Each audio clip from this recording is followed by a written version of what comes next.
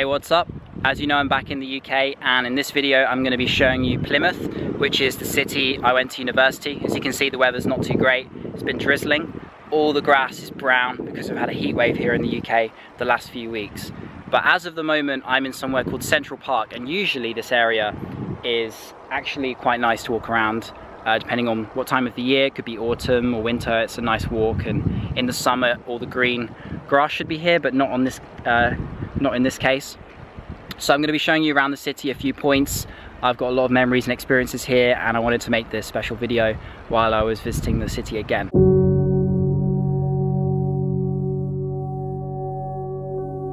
So walking down from Central Park towards Mutley, which is the hilly area with all these white houses over here, where I used to live during my time at university. We're going to go towards those streets now. I'm going to show you them a bit more closely. It's kind of unique. There's not too many places in England that look like this, and I think you'll find it interesting if you're not from the UK and you're watching this from a different country.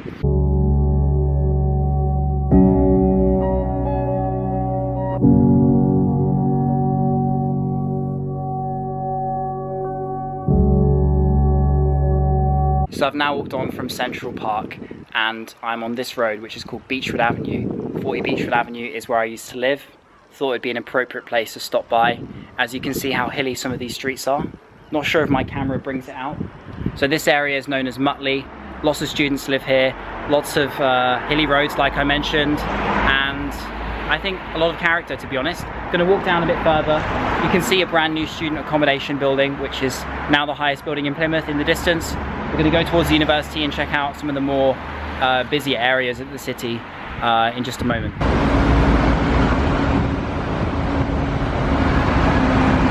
So just behind me is the university. I just walked through the campus. As you can see in these shots here, it's an extremely modern campus, and in fact during my time at the university it reached the top 40 best modern universities in the world. And I studied tourism there for 4 years, including my placement year in China, and finished with a first-class honours degree.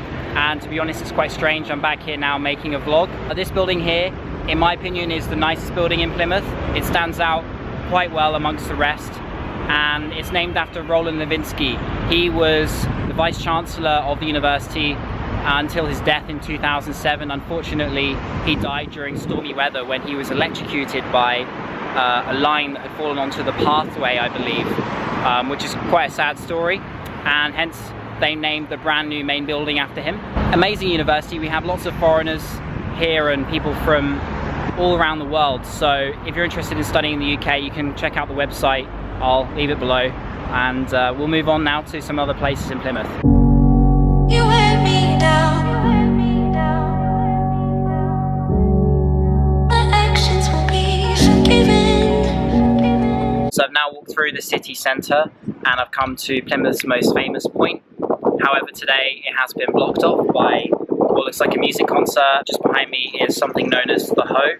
If you Google Plymouth and look at the images, you'll see the Hoe is the kind of postcard image of Plymouth, and it's such a shame that I can't go on there and show you it properly. The reason the Hoe is so famous is because just behind it you get this view of the sea.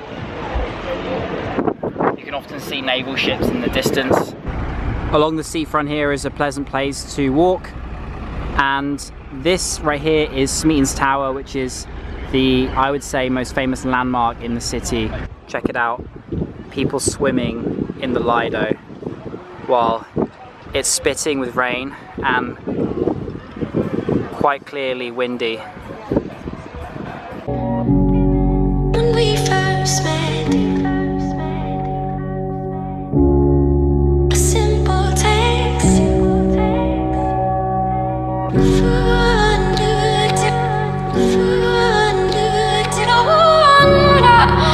Soldiering on despite the weather, and yeah, walking along the seafront here is one of the nicest things to do in the city, especially when the weather is good. I tell you, Plymouth is a beautiful place when the sun's out, blue sky. You'll get incredible views here, and when the Hoe is available and the grass is actually green, it's a really nice place to be. So definitely do all of that as your main thing to do here when you visit, if you do.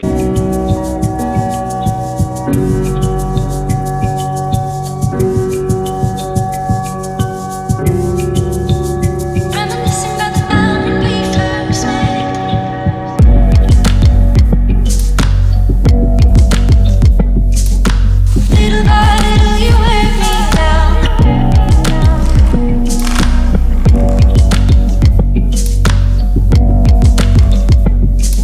as you can see, the rain's pouring a little bit, but I'm carrying on with the vlog anyway. And there's a couple things I haven't mentioned. The founding pilgrims actually set sail here from Plymouth, some of the first people to found the United States of America. And on top of that, also Sir Francis Drake, very famous explorer, was born here in Plymouth, and he was the first sole captain to circumnavigate the world. And there's lots of things named after him, like the main shopping centre, Drake Circus. This is where it all started, and very famous associations with Plymouth. As you can see, I'm soaking wet. I'm going to head down towards the Barbican now and show you that area, because there's a lot to see and do there. And in typical fashion, I'm braving the rain here as a British person.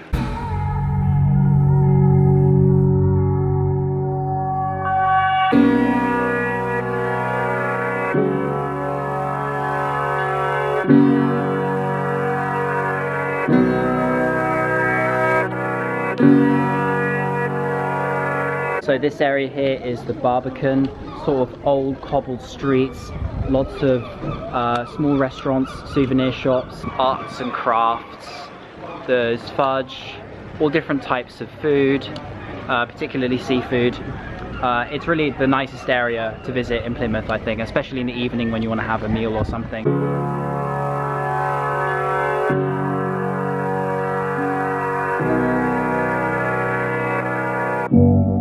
So that's everything for this Plymouth vlog. I'm going to end it there. I hope you enjoyed this short tour of the city.